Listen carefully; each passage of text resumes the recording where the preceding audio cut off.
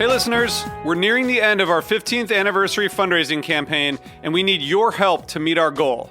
This campaign offers you a chance to win a unique food and music experience in one of the most exciting cities in America. Here's how it works. Donate to HRN and you'll be entered to win dinner for two and 2 tickets to a concert in one of 8 amazing cities: New York, Los Angeles, Philadelphia, Nashville, Las Vegas, Charleston, Ardmore, Pennsylvania, and Asheville. All donations support our work educating food system storytellers. And when you donate, you can choose one of those cities and you'll be entered to win dinner and 2 tickets to a show. So help us reach our goal and enter to win dinner and a show in the city of your choice. Check out heritageradionetwork.org/15 to donate and enter to win today. That's heritageradionetwork.org/15. Thank you.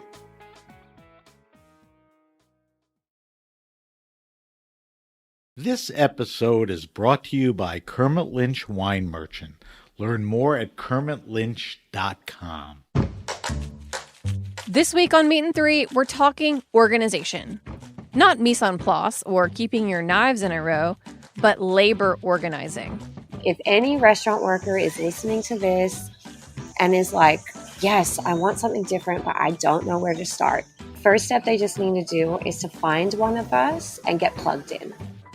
As independent contractors, they can't directly tell people, when or where to work, but by using sort of gamified nudges to push people, that is sort of how they move the workforce around. Tune in to Meat and Three, available wherever you get your podcasts.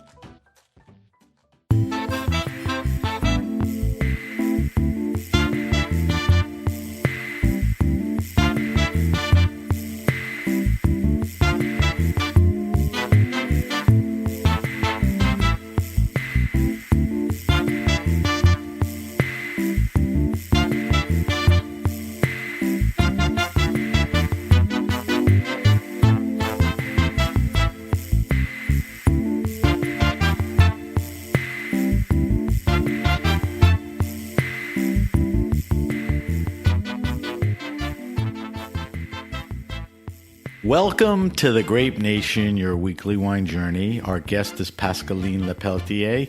We'll talk to Pascaline about wine, the restaurant biz, life during the pandemic, her Chapika wines, racines, and more. I'm your host, Sam Ben-Ruby. Stay with us for the Grape Nation on the Heritage Radio Network. We bring wine to the people. Pascaline Lepeltier is truly one of the most respected sommeliers in the world. As a former master sommelier, she has received numerous awards, including Un des meilleurs ouvriers de France, pardon my French. Born in the Loire Valley of France, it is no secret of her love for Chenin. She is a true evangelist of natural wines and also makes Chapika wines with her friend Nathan Kendall in the Finger Lakes of New York. Pascaline is a prolific writer and also collaborated with Alice Fearing for The Dirty Guide to Wine. She is a partner with David Lilly in Racines, New York, overseeing a 2,000-plus wine list of mostly natural, organic, and biodynamic wines served beside Diego Moya's incredible food.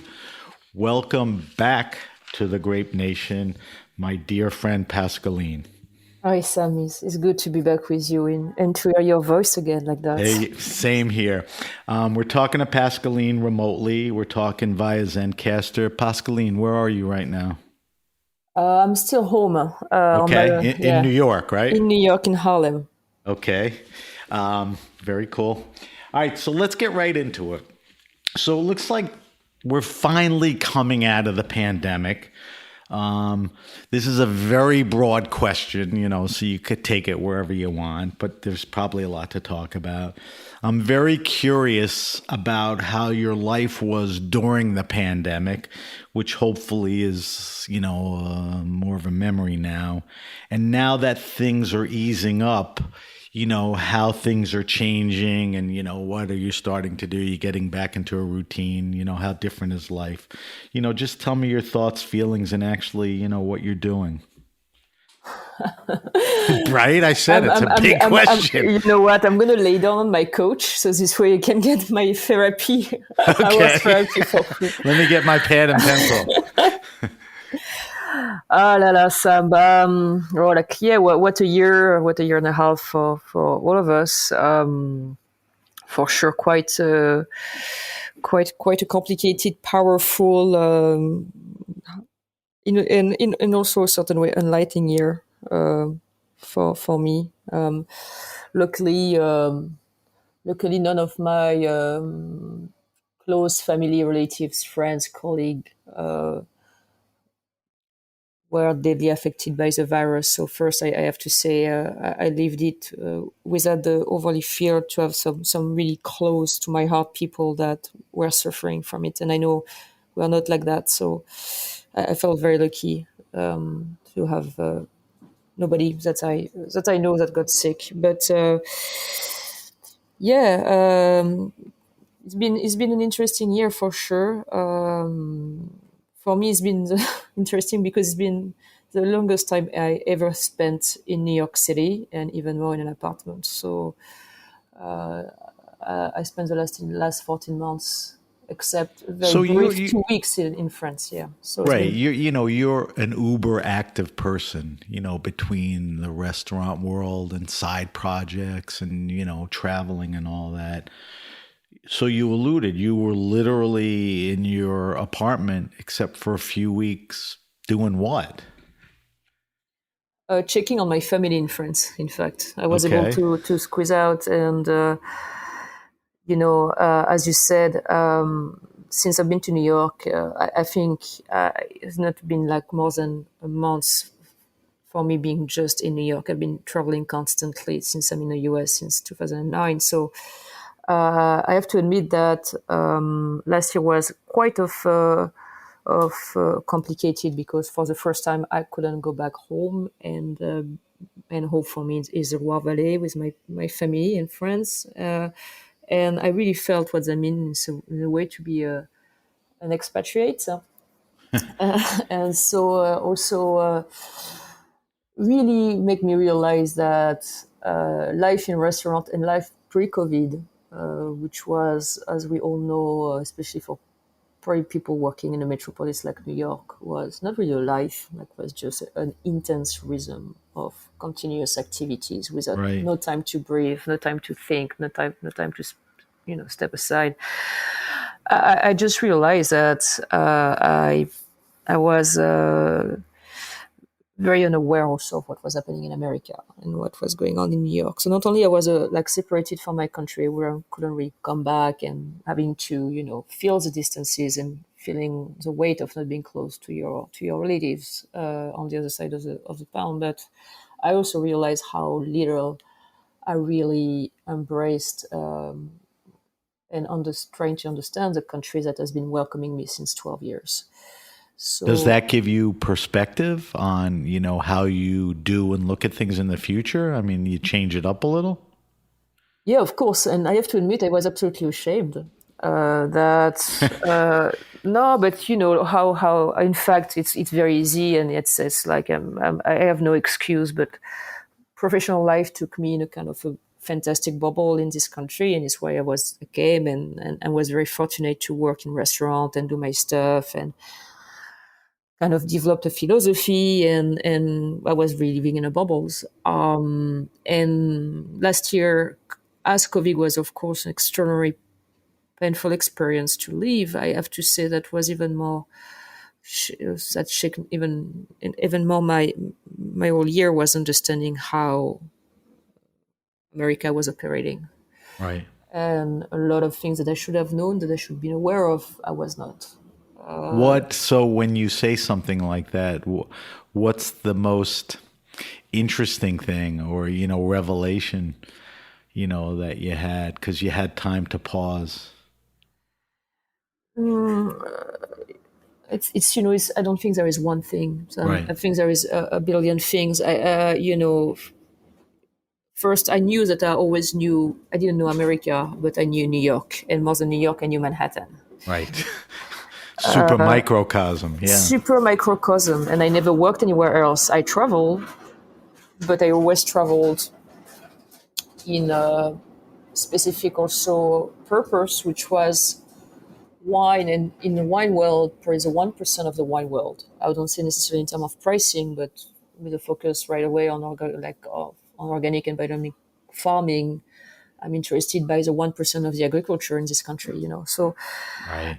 and so it was really the revelation of the incredible, complex, divided personality of Americas with a S. But and I think understanding, like, of course, I read, I understand diversity of America, but also the political aspect and how everything was ruled in this country. I think I never really understand the difference between state and federal, and understand the different layers of powers, different influence, who was in charge of what, Right. who was deciding what, and how much that has an influence on everything. So I was really, and I'm so shameful to say that I was absolutely naive, not about the disparity and the deep-rooted problem, but about how the current solution of the democracy in America was not meant to be able to offer solutions, at least for the short term. And so realizing that it's very different than in France. It's utterly different than in France. We are both democracy, but we are functioning in a very, very different way. At the core, Right. what's the status of individual, what the way you are elected and all that. It's like the police, of course, is also operating in a very different way. Not necessarily better, but different. Right. And so you realize that, especially with COVID, the more than ever, this country built on a certain idea of individual, and the idea you can power through if you have the will, the talent, and the guts, was probably truer than ever. And the way that individuals were able to probably act and making some transformative actions over the last year was a revelation, as well as realizing that couldn't really do whatever you want unless there is also dramatic and drastic legal change. So it was a very it was really realizing what does that mean if you deeply believe in certain cause and you want to put yourself in a certain type of activism. How do you really make that happen in America? How can you be a real actor of change, and what are the players in charge, and how much one individual can do, and how much political and which political power can be So now that you're aware of that, and your life kind of morphs back to what you were doing, do you change it up a little and, try to be aware and be more involved, juggle more things? Yeah, I thought I was involved in just my daily practice with the choice of life, of businesses. Right. I was ruling, and the way the thing I was defending. You realize it needs to be in a certain way, it needs to be more. You realize that the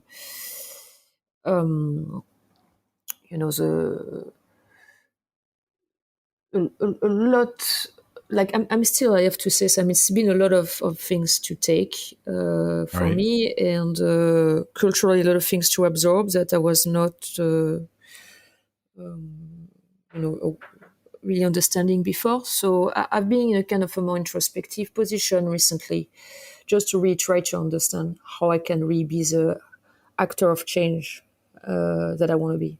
Right. Where and how, not everybody can do everything. Well, the great thing is that you're thinking about it, and, you will act, the way you want, when you want, which, everybody has a COVID story where there's a positive, the common one being, spending more time with their family than they ever did. But, with you, it was a multitude of things. I'm just curious, when you look at the industry, New York, the country, and I had a lot of guests on. A lot of people in the industry spoke up about diversity, inclusion, equality, sexual harassment, like never before. It brought a lot of attention to the industry. I think some people knew it existed, a lot didn't. And that was another one of the things the pandemic, brought out. Do you think, because a lot of this has been brought to the surface and discussed, do you think that post-pandemic, an industry like the hospitality can act and move in the right direction, addressing those issues of inclusion, equality, diversity, sexual harassment? I mean, what's your thoughts? First, I don't think there is any kind of way back. So things needs to be addressed. That's for sure. After that, I think also what I'm realizing is we are all talking about the restaurant industry or the restaurant community. I don't think there is such one single restaurant industry or one single restaurant community. It's way more diverse. There is way more different way of the business to be operated. What are you talking about when you're really talking about the restaurant community? It's like the wine industry. It goes pretty wide when you think about it, right? So it goes more pretty wide. And I think we are oversimplifying something that is way more complex. You can't necessarily compare 100 plus different units, fast food, corporate driven with franchise and I agree. And single unit restaurants. There will be this kind of front. There will be definitely the Independent Restaurant Association that showed that you could find a union and got some voice that could be heard at the highest level, and they could get something out of the government. But what we're realizing is we are so, I wouldn't say, the question is not divided, but it's a lot of very single unity, and right. For addressing problems like we are seeing today, some of them are individual, linked to some behaviors of some people, but in terms of some of the structural problem, we can't change things without having a common voice about how to make these changes financially possible. We have been That's a talking big a lot. Undertaking, though. That's a big one, but this idea that a lot of people were talking about the tipping system and the health insurance for workers, and how is it not possible that more employees in restaurants were access to that? The fact that we are more than thousands of individual businesses doesn't allow for the structural change to happen, which is in that case maybe rethinking what does it mean to work in restaurant business. Does it mean that you have to have the tips has been on a burning since quite some times, but we kind of are to be facing, and I can say that as a restaurateur and somebody working in a restaurant in New York here, we know that it's 99% impossible to transfer to certain living wage at a higher price point today because people are not ready to spend more money for their food and how the food is made and prepared. So there is some structural issue about what does that mean to be able to make these transitions that we need, including getting a better salary to people, getting some condition of work that are more decent, getting access to the diversity, because thanks to this better salary and better condition of work, we can attract more talents. Right. And this is also something that I realized that the restaurant industry, and I can probably say that now as a whole, was for this country, it seems like it was kind of a buffer for helping with people without necessary competencies that just wanted some side work, some gig work, some like. The restaurant industry has been playing an absolutely crucial role in the employment system in America, allowing all these people to have a job, maybe a fragile job, but to have a part-time job, a job where they couldn't get a job anywhere else because it's getting more and more complicated to find a job without competency at part-time, just for a couple of days a month and all that. And restaurant industry allows that. So there is a structural thing here that is I think request a lot of thoughts and can't only be solved by just the or could be solved by the will of insiders and people on the ground every day, but should go to a next level. I was talking with a friend thinking about, okay, maybe there is something to do with sales tax and saying that maybe a percentage of the sales tax in a certain state could be give back to the restaurants so they can raise the salary of their staff. So we could potentially give higher pay rate, so it's there is an economical struggle. I don't mean it's not possible, but it's making you really realize how complicated it is to change once again a whole industry when there is no kind of union representation or ability for all these entities to decide I as one agree. voice. When you said it's, not impossible, it's a very, very difficult task, and it's going to require the will of a lot of people. And I know there are good people out there, but I just don't feel that, there's a big enough groundswell. Hopefully, little by little, you have to be hopeful. No, you have to be hopeful, and you have, to have some leaders, or like some. It's like everywhere. You have to have some leaders, can be famous restaurant or other units that are showing it's possible to act in a different way. But it also means that you are deciding in a very specific way how you want to run your business and what is your priority. So when you apply that to your own world, and I'll define your world as, you are a partner at Racine's, which is a very vibrant, lively, terrific restaurant. Are you making any changes, at Racine's? I mean, was there any enlightenment from the pandemic that coming out of it, you need to and want to do certain things that you either didn't get to, didn't think about, or need to do? Yeah, so the pandemic has been for us also quite some change at the restaurant because we had to change ownership, partially ownership, so and membership. So it was a complicated time in terms of administrative things. Our original managing partner. Is that Arnaud leaving? Yeah, Arnaud leaving. Okay. Absolutely. Arnaud who created and founded the restaurant, decided to go back to France for good to be with his family. Right. So I have to admit that was quite tempting. No, that was not.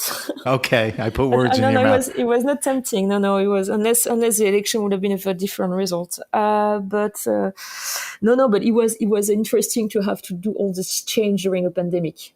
So when you have one of the founders leaving and you have to change the whole thing. You mean the actual business aspect? Yeah. The partnership agreements, all this good thing, all the behind the scenes, the wine restaurant fun stuff. No, all the legal, all the administration side, this really great stuff.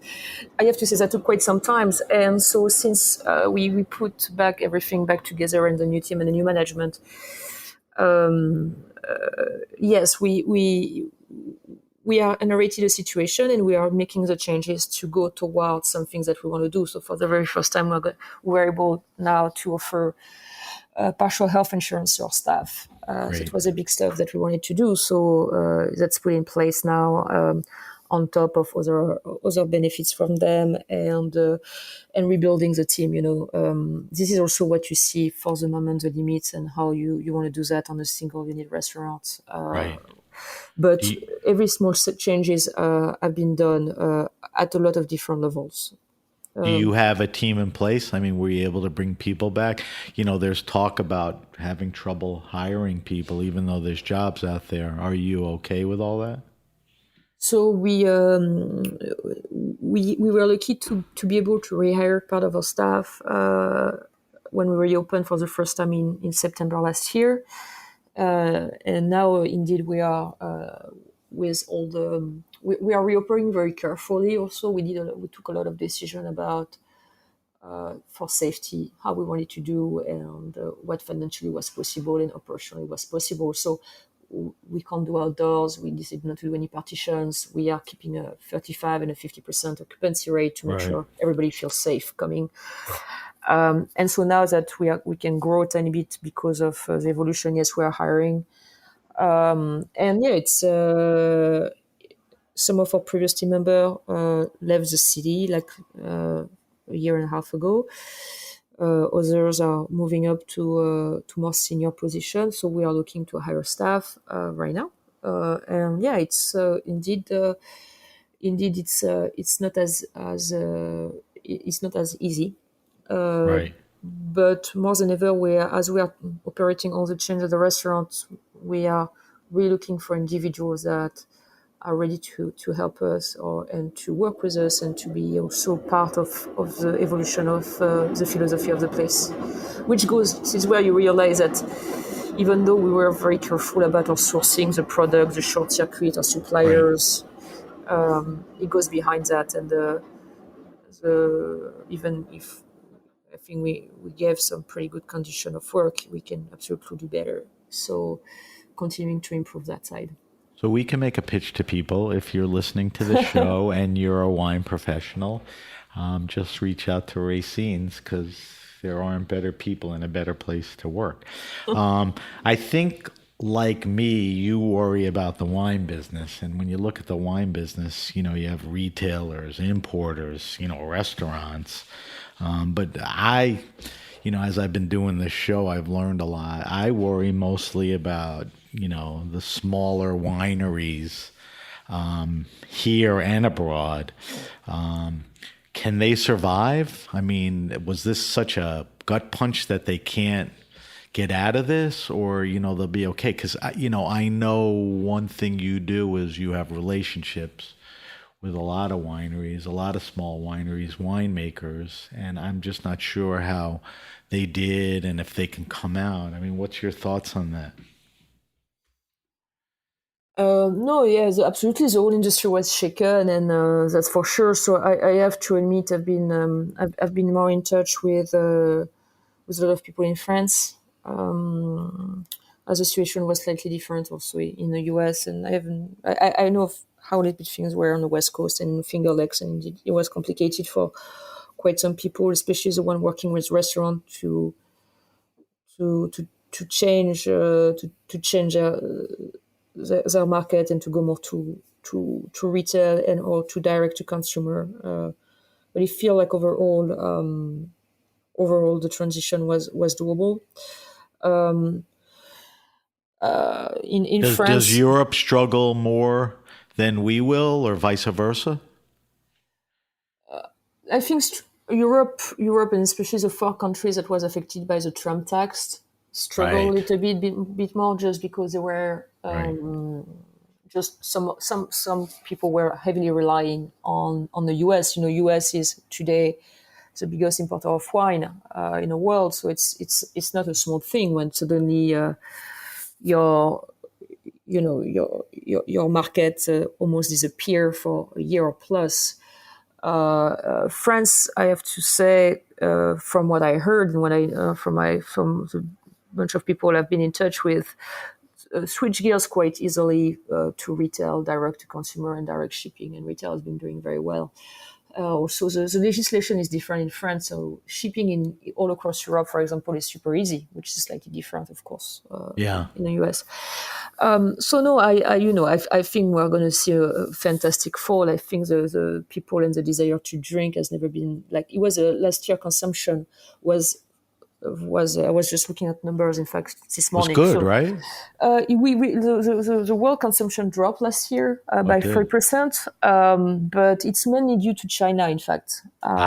So overall, otherwise, it stays stagnant for a year like COVID, and it's going to grow only in the next 2 quarters of 2021, without a doubt. So we're going to see an explosion of consumption. The thing where you need to be worried about is more the structural issues that we're seeing with multiple, I would say, damages done either by fire, drought, and or frost that are really coming, in that case, affecting the production. And the frost in Europe, the last number we read was about, in France, minus 30% for the production in 2021. So which is major. People are still waiting for the flower to be out and to see exactly what are the damages by the different waves of frost, like more than 15 days of frost in certain area, which is crazy. But this is more the issue I think we're going to see in the future is like this domain, this winery is affected over and over and over every other year by like natural catastrophes, and how you can survive with that, which leads to this idea that with climate change, with all the issues that we're seeing with massive problem in wood disease and all the type of disease in the vineyard all over the world, maybe a certain model of monoculture with income only relying on grape and wine production may not be the future or needs to be adapted for a lot of wineries. So like here, I think that's going to be really hard for a lot of small guys, 2021. Yeah, it's a good point. On top of enduring COVID, the natural, disasters and climate change have preceded that, already for 5 years. And like you said, I mean, France and Italy went through incredible frost.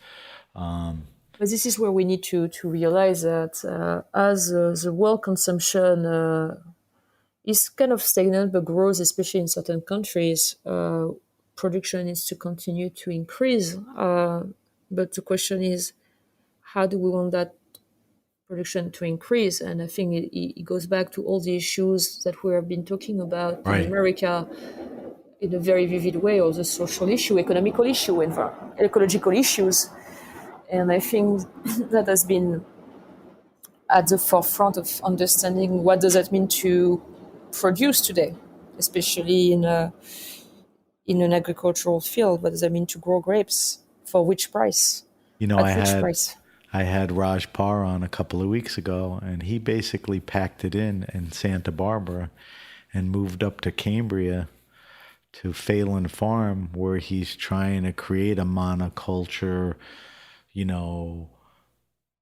dynamic permaculture, farming with animals and not just grapes and all of that, and considering, the water and the temperature. And it's going to be interesting, to see how he does. He was influenced by Topless Creek and Nate Reddy and, people in France. So, hopefully we'll see more of that. With everything changing, I mean, are people's, when you talk about consumption, are people's tastes changing? You hear about early on people were buying cheaper wines, and now they're moving back towards, more expensive wines. I mean, do you see it in the restaurant? Do you see it around you? I mean, with all the changes, did people's wine preferences change? It's been too early for me to say. And honestly, I've been really so much focusing on the restaurant, not paying enough attention. Like, it's not paying attention. No, I'm paying attention to some of my colleagues and what I can hear from. It's too early, too, like you said. Yeah. Yeah, no, I just have the feeling that it will be business as usual as soon as we are going to get back on track. To the business point. A bunch of questions about that. I mean, it's going to be a while before we see Italian winemakers, French winemakers, Austrian winemakers come into these big portfolio tastings, right? I'm not sure. You're hopeful that maybe soon? I'm not saying I'm hopeful. I think for a lot of winemakers and a lot of my friends in France were saying that how appreciative they were to spend a whole year in their vineyard and not having to be in a plane or a train every other week. So there was definitely an appreciation for that.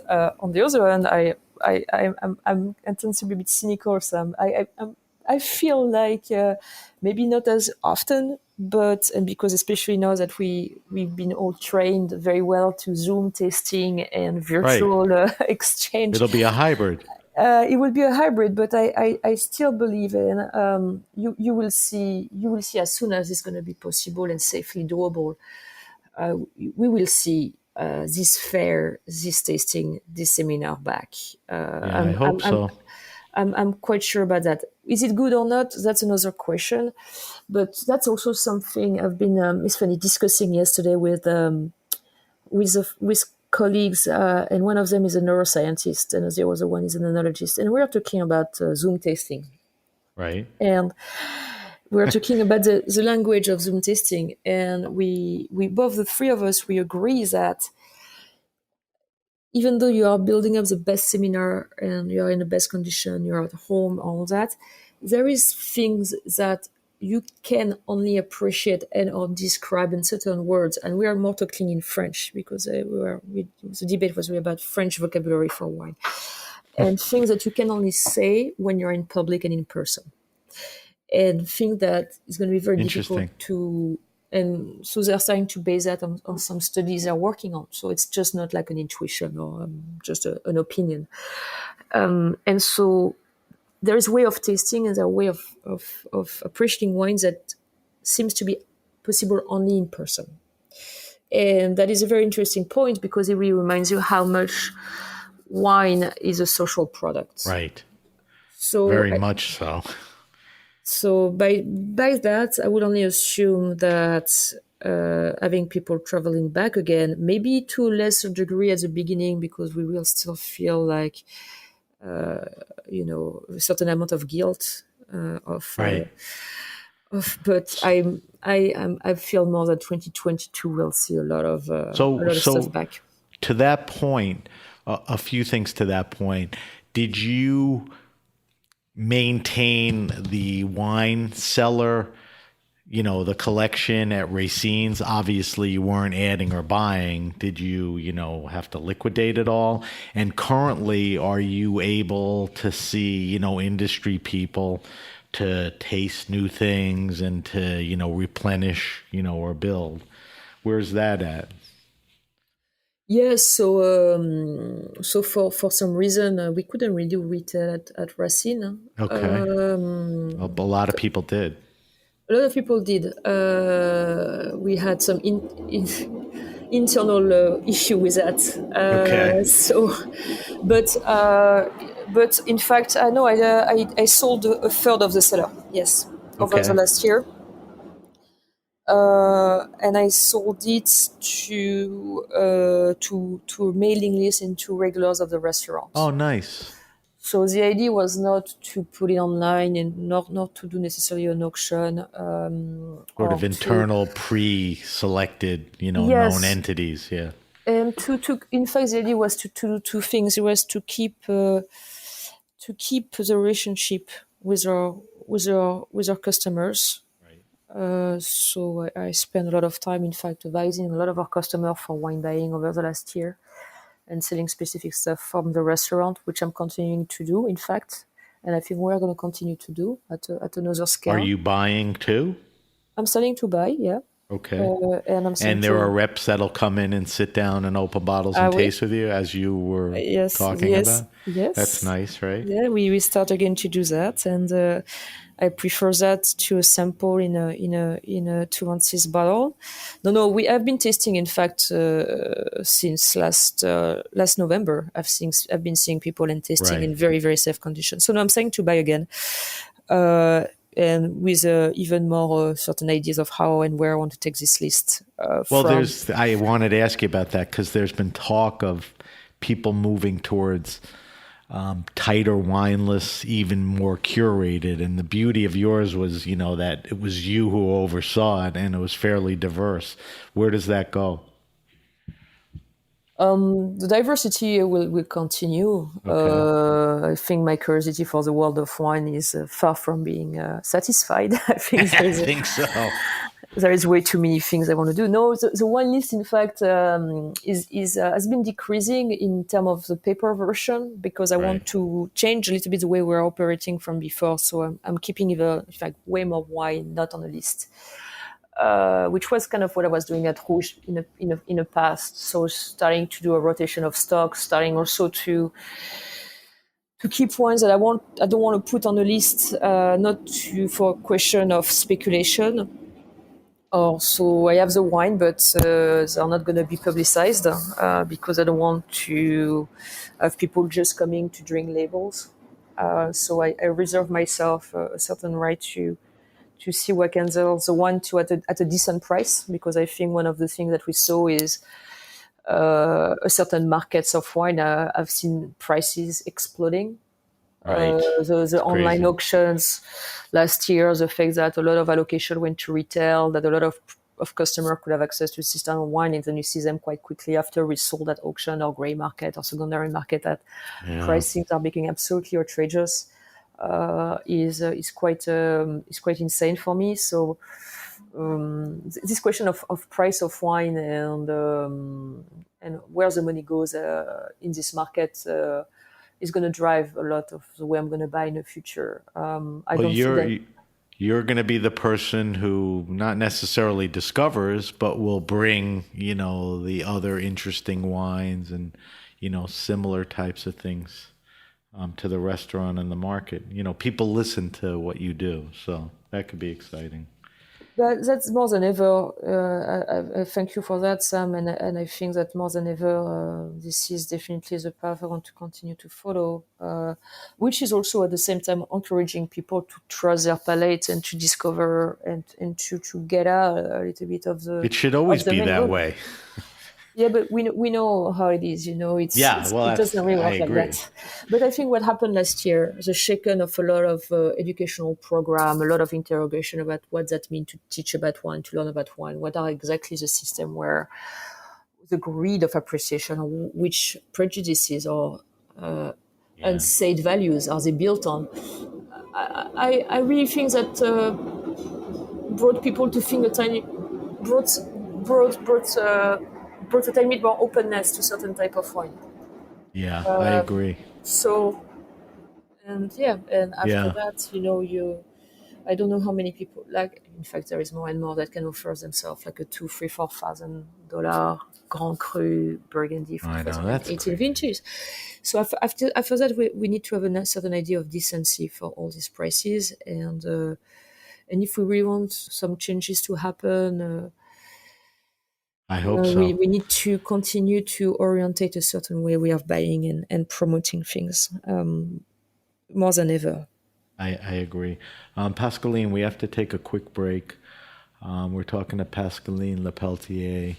Pascaline is a partner at Racine's in New York and very much involved in a lot of other things, which we'll talk about. You're listening to the Grape Nation on Heritage Radio Network. We'll be right back.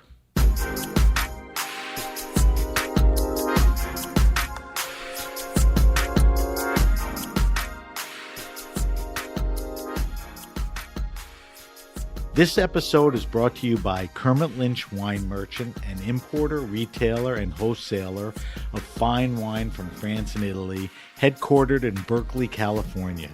In 1972, Kermit Lynch opened a retail shop in Berkeley, California with a $5,000 loan and a bit of gumption. He started with just 35 cases of wine stacked on the floor. Kermit grew his business from a retailer into a wholesaler and a national importer of wines from France and Italy. These wines are produced by small family growers who are committed to the old world traditions and culture. It is Kermit's belief that great wine is made in the vineyard, not the cellar. Much like his close friends, the late food writer Richard Olney and Chez Panisse founder Alice Waters, Kermit's influence has been enduring. He has spent nearly half a century shining the spotlight on small artisan producers. Learn more at KermitLynch.com, KermitLynch.com.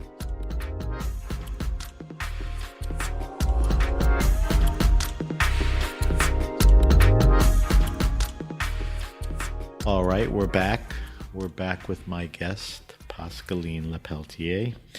I want to get to a bunch of things, but I can't think of too many better people than you to talk about this. And, we could probably do a show on it, but just give me your feelings. I am correct in saying that you turned your master sommelier pin back, right? Yes, I did. With, many credible people, Laura Fioravanti. I mean, Richard Betts, the list went on and on. Um, you know, I had Dustin Wilson on last week, and, he's not at that point, but obviously he's very critical.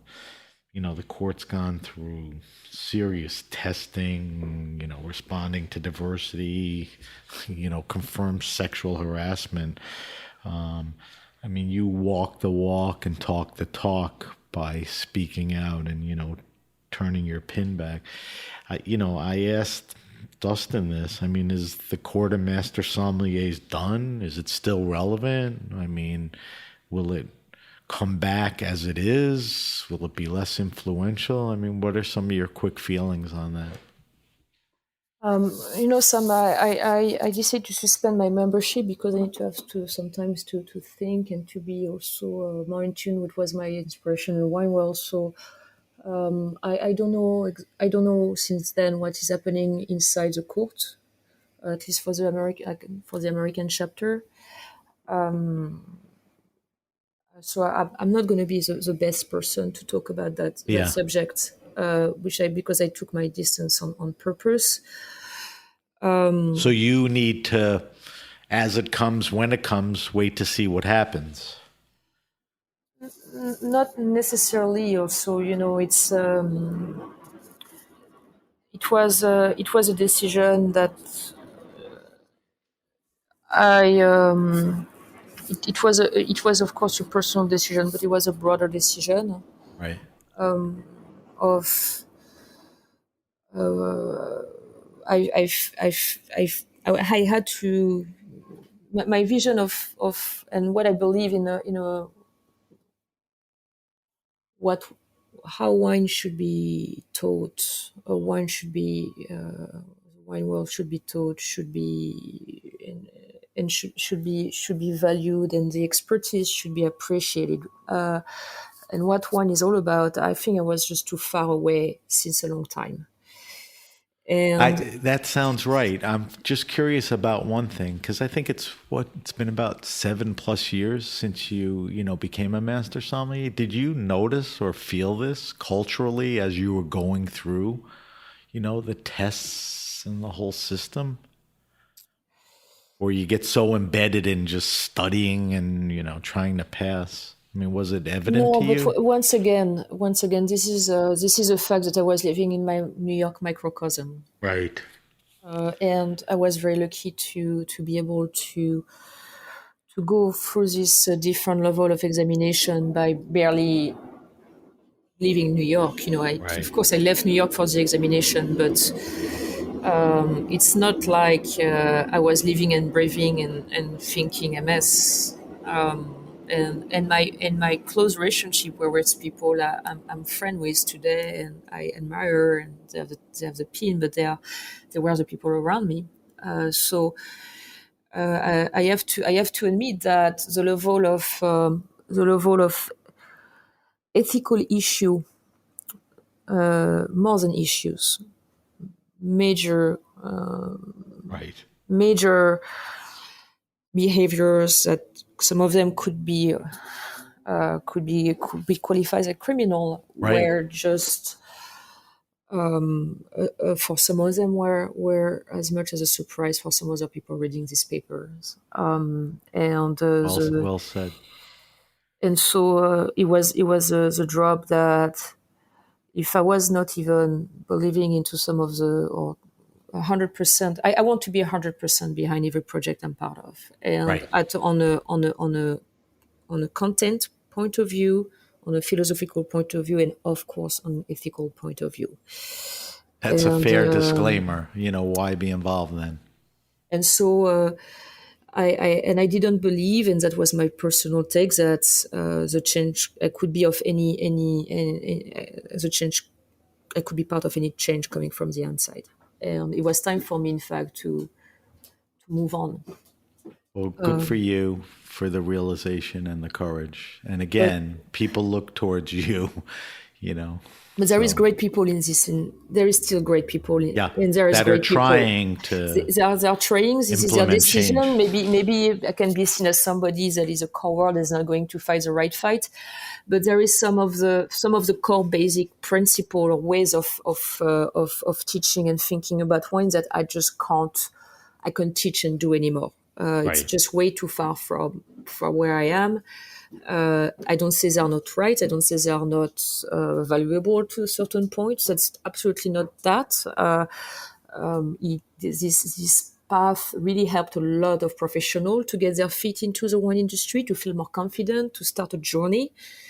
So there is definitely some really positive things out of that, but that's also I think there is a necessity to change the way we are seeing wine, but what matters when we are teaching wine, and to be able to think about it, to work on it, to propose alternatives that could be a complement, to complete and to be on, something that will add on to the dialogue. I had to be out, so I could do it freely by myself on my own. On my own, I could be doing free with it. So I'm working on stuff. I agree, and I hope that, like I said, they're starting to think about those things, because it's pretty deep set. And all I could say is good luck to them, because they're going to need it. Now, can I talk to you on something a little more joyful? I'm always in wonderment that sommeliers want to, have to, or actually make wine. So tell me a little about, you're making wine with Nathan Kendall up in the Finger Lakes. Tell me a little about what's going on in Chepica. Yes, let's your put that, wine project. Let's put that straight. Nathan is making the wine, and I am All the right. I'm the cheerleader on the side. My dear Nathan, oh la la, it's working with Nathan's Nathan. killing it up there, by the way. Nathan is killing it. He's such a talented winemaker and a great friend. So, but Chepica, thanks for asking, is doing well. So despite our project is so small that, and it's for both of us, it's a side project, doesn't bring any money because we are reinvesting everything in it. We are in a very luxurious position of being able to do it without having to fear any kind of thing. So last year, Nathan was able to do the 2020. I was able to go for a couple of days for harvest with him. And we are releasing it in 3 or 4 weeks. Okay. Just to tell people, the wines you're making. It's a handful, but tell them about the wines and the grapes. Yeah, I think people need to understand that Chepica is more a social and political project than a kind of classic wine project. Right. The idea was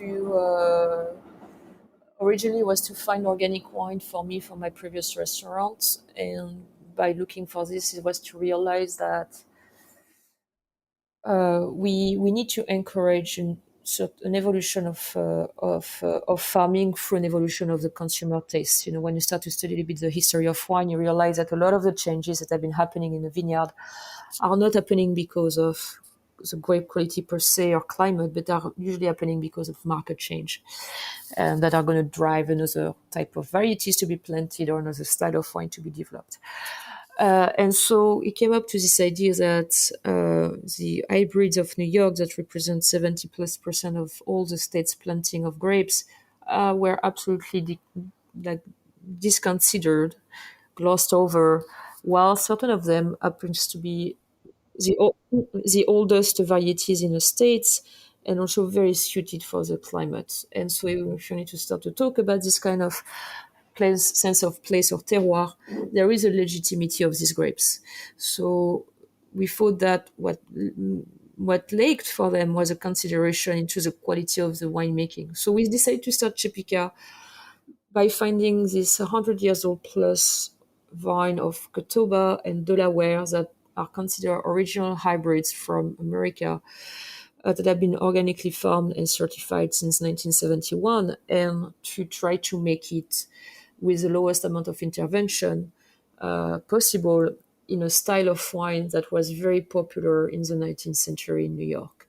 We call the project Chepica, which is a Lenape word from the Delaware tribe to insist on the heritage of this grape, and it means root because we are just doing what was happening in the 19th century. So the project is more about saying, if you really want to promote an idea of sense of place and legitimacy of a crop and adaptation to the evolution of the climate and its difficulties, there is probably some plants and crops that are already growing, but because of they're not successful, not known, or not marketable, you're just not paying attention to them. And if you start to do them well, you know what? They may represent a future or a path of consideration. So we are very happy to see that since we started the project, which is very small now, we are doing a couple of hundred cases a year because we want to keep it to the quality level that we want, and we want to keep it independent and all that. We've been seeing more and more people working with hybrids in the Finger Lakes, reconsidering them, trying to convert to organic, which we think is a very positive path for the region. Sounds great. I can't wait. I've had a few bottles. So there will be more this year because we are going to make a fourth cuvée. We are making a new cuvée this year, so we are growing production. Look out for Chepica. That's Chepika. Pascaline, we only have about 5 or so minutes left, and one of the fun things I do on the show, and you've done it a few times before, is my wine list, where I ask my guests 5 questions, the same 5 questions to everyone, the same 5 questions for over 4 years, and you've done this a few times, but it's fun to, people like to hear your responses to these. So I'm going to give you 5 questions. Don't dwell on, whatever comes to mind, spontaneous. So the first question is, what are you drinking now? What are you tasting? What have the seasonal changes brought? What's in your fridge? What are you liking? And you can't say Chenin Blanc. Anything else? Oh my God. Give me a couple things. You are so terrible. Yes. I'm torturing you to think out of the box. Or thinking out of the box. Alors, so what I'm drinking, you received Jane Lopes not a long time ago. So I've been drinking more wine from Australia and New Zealand recently. Full disclosure, I'm really looking to taste and drink wines that are made in a very respectful way in terms of their farming practices, and farming practices in general, ecological and social, which they absolutely, both of them should go hand by hand. So there's a lot of stuff coming now from Australia and New Zealand that are quite exciting. Our friends Jane Lopes and Jonathan Ross are trying to bring those kind of wines to the States, which is exciting.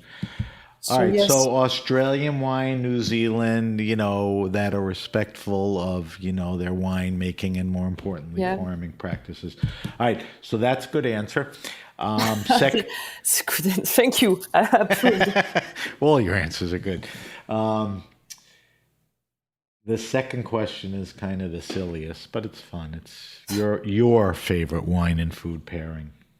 Oh la la. Is there something, since you're a kid, or, something that's just ooh la la? I give you one every time. Listen. Don't think about it. I'll pull up the old ones. I'll see. Tell me what's on your mind now. I've been drinking also so much Petit Manseng and Gros Manseng from Irouléguy and Jurançon. That's not my new thing. I've been drinking that for a really, really long time. I'm a big fan of that. And right now, I've been just doing it with a lot of Diego's food, because I'm eating Diego's food and restaurant food every weekend at home. So describe Diego's cuisine. I mean, can you describe it, or it's so wide? Because, I follow the restaurant and I see a lot of plating and descriptions. Oh, Diego's food is seems very all over, but it's very focused on very few seasonal ingredients. Always using some few fats a lot of alternative in terms of acid base, a lot of fruit and a lot of fermentation Right. for the acid, and always an inclusion, or kind of most of the time an inclusion of any kind of umami. So it's a vegetable focused food on the lighter side with a very bright acid structure and always some umami savory hints. So it's perfect for gros And manseng and petit manseng with age. Voila, this is what I'm drinking a lot at that's a good home. one. Trust me, nobody's ever given me that combo before after 200 interviews. All right, so third question. And when I ask this question, a lot of people answer it with racines because of the wine list, because of you, because of the knowledge and service. So the question is your favorite wine restaurant and or bar. And I'm being redundant because I want you to answer that based on people that have a good wine list, committed to, the right wines. The vibe is really nice. The knowledge is good. The people there. Are there a few places, without you excluding anyone, that do it well along with you? Listen, there is way more people that are doing it way better than me. No, no, no, no, no. I'm not going to let you get away with that. If it was So, true, I would say, yeah, but answer the yeah. question. No. No, but there is a lot of people. No, I think I want to give some shout out of maybe some people that are doing it with a lot of talents and that have been being as well as put out on a list. I really like the work of Gabriela and the list at Clay in my neighborhood in Harlem. If you've never been, What's it's the name of the place? Clay. Clay. Yeah. Yes, which is a That's a good, I'm glad you thought of something like that. Anything else like that come to mind? After that, I haven't been out since a year Right. plus. So By the way, everyone's been answering the question that way, but I'm glad you thought of Clay and gave them a shout out. That's a good one. Yeah, And so I forgot to say, I post the list so that people, could read and, share and all of that. All I right. want to. Can I mention just a place? So I'm Yeah, just of talking about the course. place I've been over the last year because there is a lot of people I want to shout out, but I haven't been to the restaurant, so it feels sometimes. But I'm going to give you an address in Montreal where I think it's fantastic, and nobody really talks about that place. It's called Foxy. Foxy or Yes, IE? Foxy. Okay. Of course, we have our friends at Candide and we have all our friends at Le Var Mon Lapin and all that. But Yeah. I have to say, Foxy, there is probably one of the most brilliant sommelier I know that is working there. Who is it? Her name is Véronique Dalle. Okay. You Spell her probably last name. Dalle. You probably never heard of her. One of the most discreet one, but Those are the best. she's really an outstanding wine professional, I have to say. That's a good, I'm glad I'm you looking up brought. to her. So Gabriela at Clay and Veronique at Foxy. And Those are so, great ones. All right, my fourth question. I'm very curious, although I think I could probably guess it. The question is, what's your favorite all-time wine? Now, let me back up. When I structured this question years and years ago, I wanted people like Pascaline to come on and tell me the rarest, most expensive wine they ever drank. I kind of don't give a crap about that anymore. The question evolved into, what is that wine that was just important to you, at any point, was influential, changed the way you think, and it could have been at sort of an event, whether it was an engagement, your engagement, a baby being more, stuff like that. What's that important wine to you? And it doesn't have to be one, but, is there a wine, a time, a place? Is there anything you could think of that falls under that description? yeah, of course, there is a lot of them. We go back to this idea of wine being a social product that are linking you in a way or a time that is unbelievable. Yeah, there is a wine that, for me is a very, very important wine. It's a wine you can't find. It's a wine It's that okay. it's a wine I'm making with friends. For my wedding, I got some of my winemaker friends in the Loire. They gave me a barrel, an empty barrel, and 7 of them, and they it was in 2017, and they filled it with wine, each of them. You still have any left? But we are making it every year, so Okay. it's called the Barrel Cuvée. It's only Chenin, of course, and Of course. every year it goes from one domain to the other. We meet together to bottle it and to share it, and they are friends. And this wine, it's not the best wine in the world, absolutely not. But Sure, it ain't bad. It's just a magical wine because it represents a lot of the reason why I decided to dedicate my life to this product. So, two things. One, that's the way you answer the question. And two, the question, favorite all-time wine, isn't always about the wine. It's sometimes about the story, and there's no better story than that. So that's a goodie. All right, last question. And you certainly can handle this as well as anyone.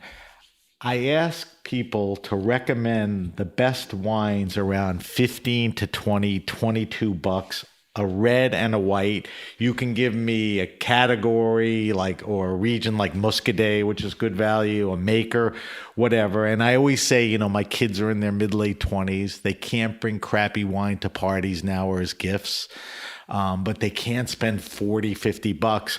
So where do they impress, at 18, 20, 22 bucks? Give me a white suggestion and a red suggestion. Ah là là. Bon, I'm not going to say Muscadet, even I would love to say Muscadet because we both know it's the best wine in the world for such a cheap price. So I'm going to add that. We're going to agree on that, but you're going to give me another one. I always say Muscadet. No, I think you have a lot of gems still, but in the southwest of France. I think it's a trove of incredible wine. And give me an example. Well, I'm going to give you multiple examples. You can have some fantastic Bordeaux blend from Côte de Duras that probably nobody knows, or Bergerac with some terrific Bordeaux blends that are going to make you reconciled with Bordeaux blend. You can go down to Cahors and go get some Malbec. You can go down to Héroux-Léguy and get some Cabernet Franc with some Tannat. And then you are drinking their rosé. And then you are going to Jurançon when you can drink this great Mansang.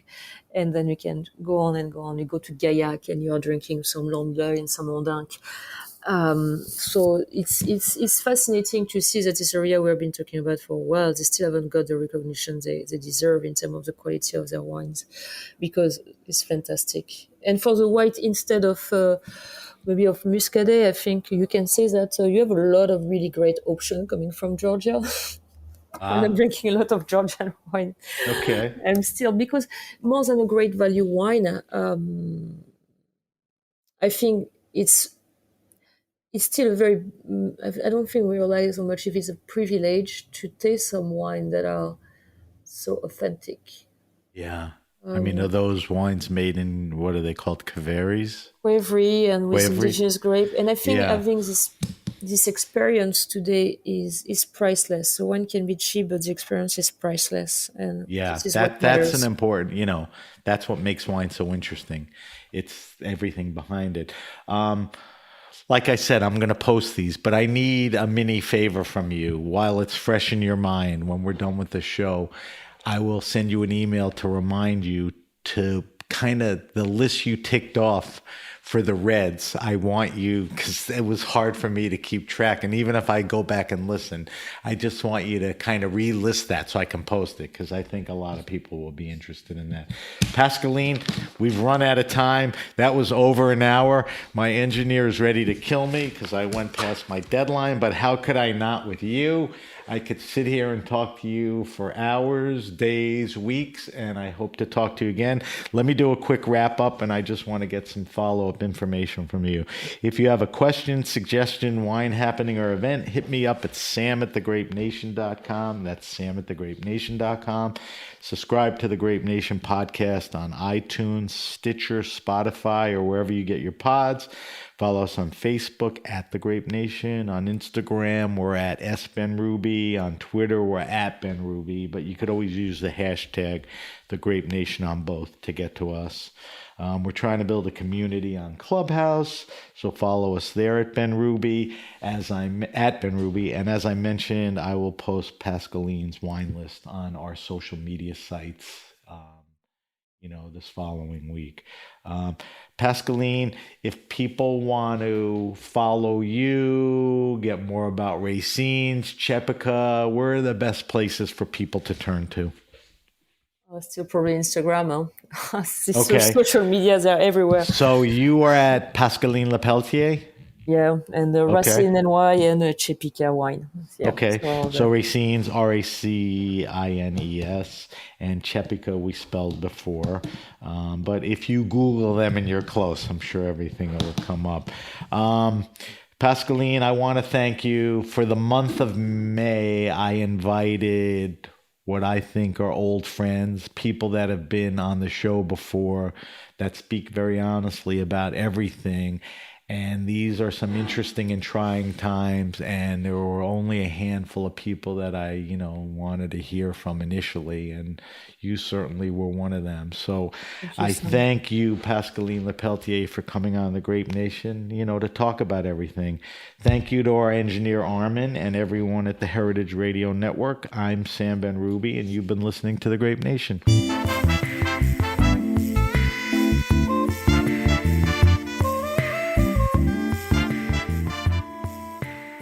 The Grape Nation is powered by Simplecast. Thanks for listening to Heritage Radio Network, food radio supported by you. For our freshest content, subscribe to our newsletter. Enter your email at the bottom of our website, heritageradionetwork.org. Connect with us on Instagram and Twitter at heritage_radio. You can also find us at facebook.com/Heritage Radio Network. Heritage Radio Network is a nonprofit organization driving conversations to make the world a better, fairer, more delicious place. And we couldn't do it without support from listeners like you. Want to be part of the food world's most innovative community? Subscribe to the shows you like, tell your friends, and please join the HRN family by becoming a member. Just click on the beating heart at the top right of our homepage. And thanks for listening.